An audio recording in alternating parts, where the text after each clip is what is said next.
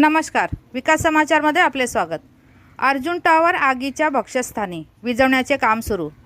अद्याप कोणतीही दुखापत झालेली नाही. महाराष्ट्रातील ठाण्यातील गोखले मार्गावरील अर्जुन टॉवरला शनिवारी पहाटे भीषण आग लागली.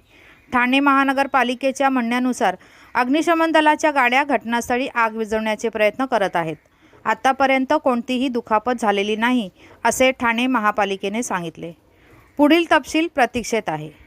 यापूर्वी 17 जून रोजी मुंबईतील भेंडी बाजार भागात भीषण आग लागली होती.